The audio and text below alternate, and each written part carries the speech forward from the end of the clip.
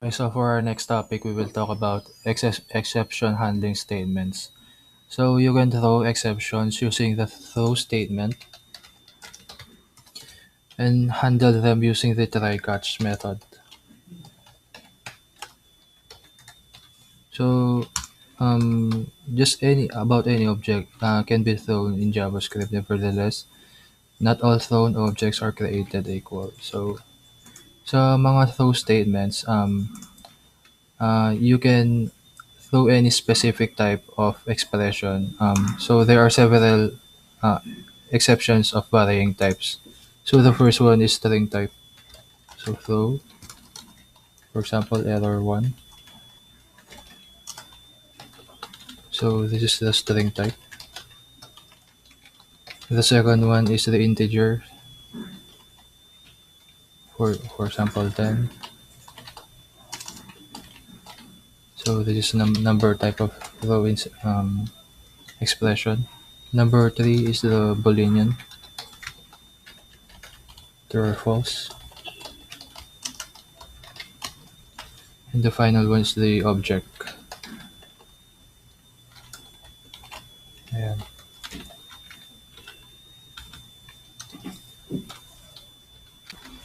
So I will give you an example. So how this throw exception will become useful in your code. So in this example, gagamit ako ng object-oriented ways na hindi ko pa na siya na-tackle. So I will be going to create a separate video for this one, a very detailed one. So for example, um, user, function user with a message parameter. So we haven't tackled this keyword yet. We will going to have a dedicated video for that. So for the second one is this that message.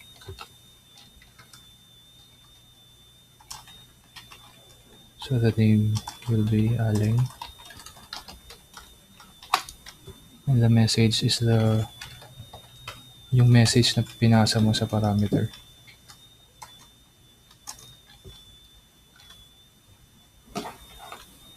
So sa mga sa objects in OOP, there's what you call a prototype. So again, we will explain that in another video. So for now, just follow along. So for example, we have a prototype of to string. So we will just return the name and the message that we created in our function. So we will be using backticks for this one and template literals na in-explain ko in the last video.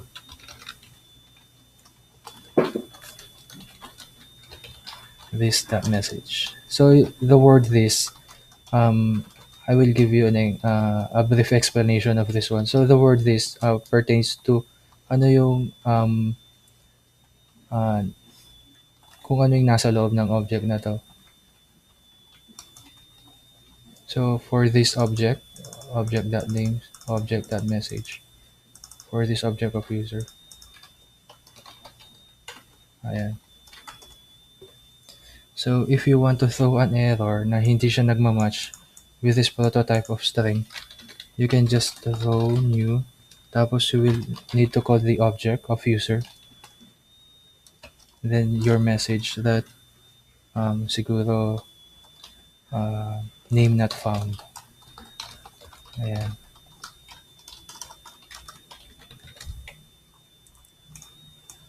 So for our next topic will be the try catch method.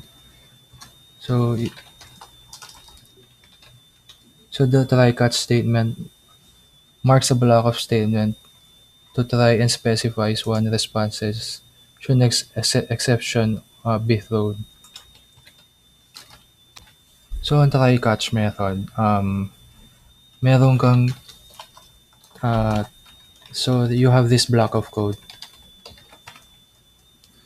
So when you have the try block, you want so sa loob ng ano na 'to, sa bracket na 'to, kapag when you want to succeed and you want to pass that data, so for example sa if else, kapag nag-match for example yung data na gusto mong i-pass, so you will be using this one,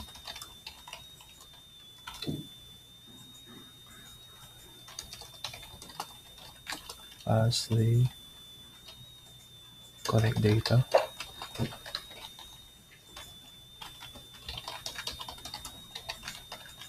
Ayan.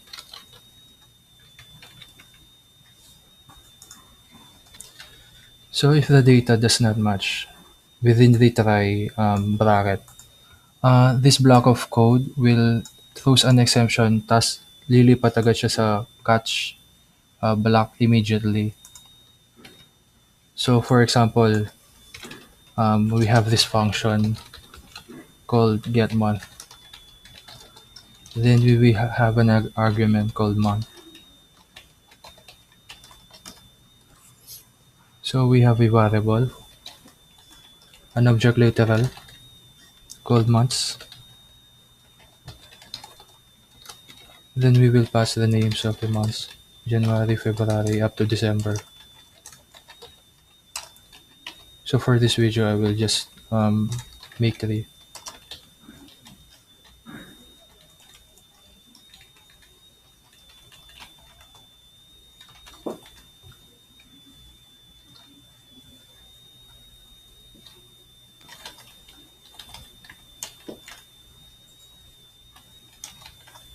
And so we need to pass the parameter.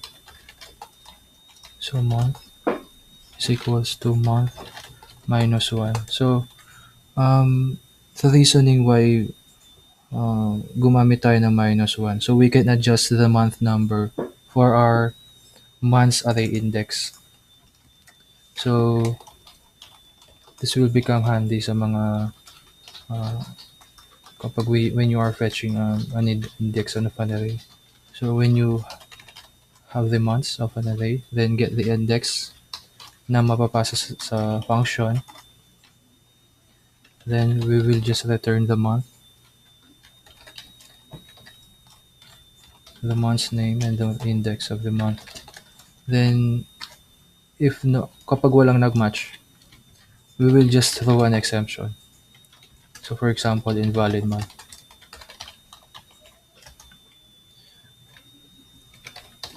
So after that, we will have the try catch method. So sa try natin, siguro we will have the month name. Then we will call the function of the get month.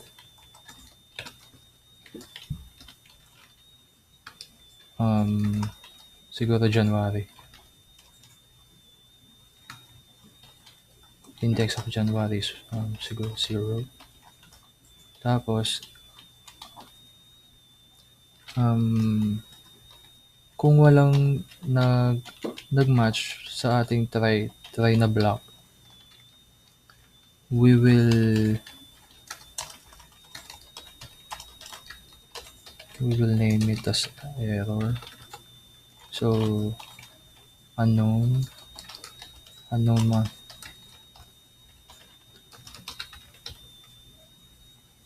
So console log lang natin yung mga error. So let's see if this works.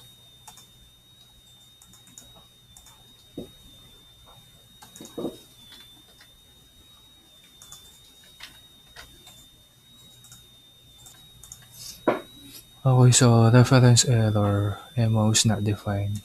So let's check kung ano yung error. Ayun, so because we are using MO instead of month,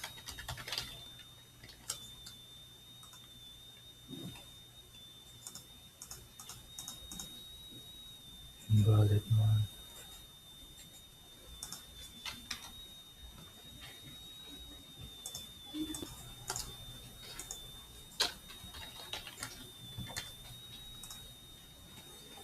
Ayun. Nag-throw siya ng error because walang nagmamatch sa ating get month function. So for example, we will use this one.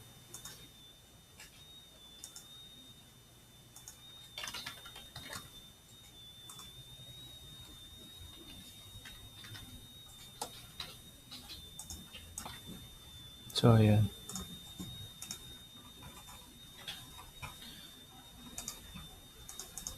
So there are also other ways for you can throw an exception sa loob ng try catch sa loob ng try mismo. Try catch. So for example, throw exception. Tapos you can handle statement here sa loob ng catch method mo.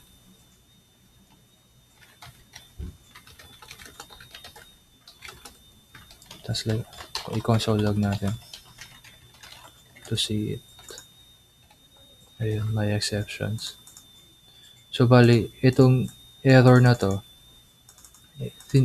yung nasa taas ng code mo, yung sa try method mo, isi-throw niya kung ano yung data na gusto mong palabasin sa sa error.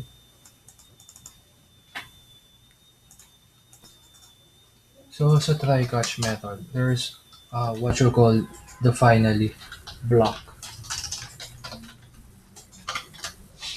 So finally.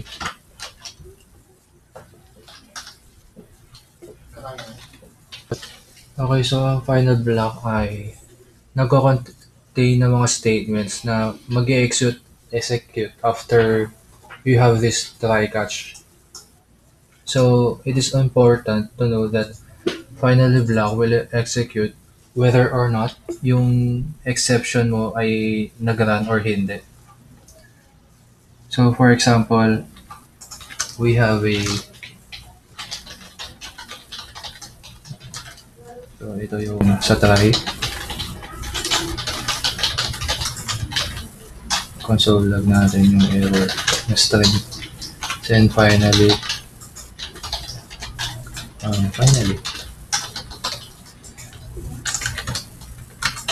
so ang kinaganda nitong finally na to, if you have a function na whether or not the data is correct or not, you can gracefully na close the method like this one. So for example, ayun.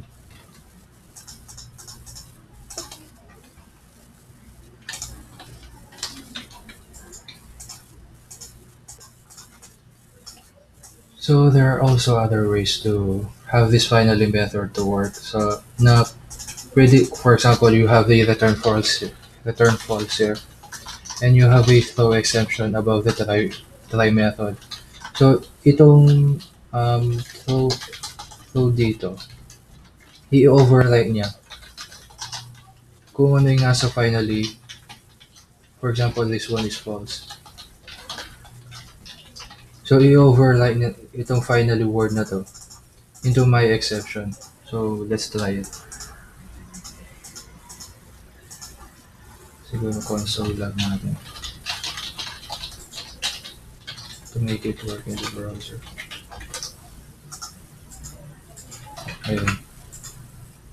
So if you notice, ito yung unang rinan niya, yung sa loob ng catch method. Then you have the false, then the finally. So hindi niya rinan yung throw exception dito sa taas. Because yun nga, in-override niya yung kung ano yung nasa finally na rinan mo because it is on false.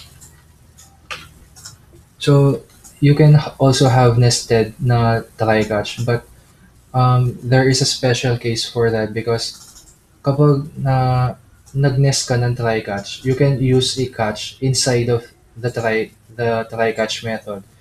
You will use finally instead of catch. So alam ko medyo magulo, but I will explain it to you. So it will be like this one.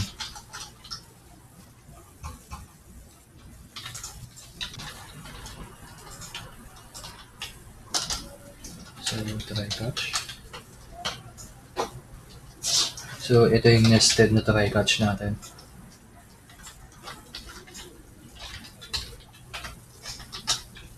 Ayan. So like I said earlier, if you are trying to do a nested try catch inside a try catch, hindi ka pwedeng hindi mo pwedeng i-call yung catch dito because um, it will expect an error. So for this one, we will throw an exception. We will throw error. Kaya console log natin para makita natin.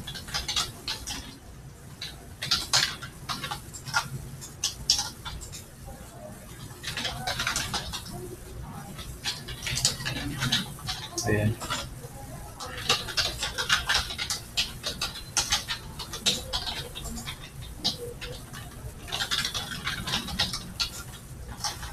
So we will be using other method for this console. Then the error message. So let's check. Ayun. So ira-run nyo muna yung kung ano yung nasa loob ng nested na try catch nyo. Then it will gracefully check the finally method na nasa nested try finally mo. So ayun.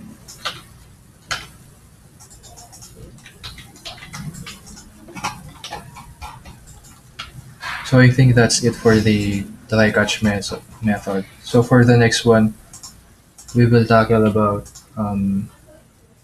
conditional clauses.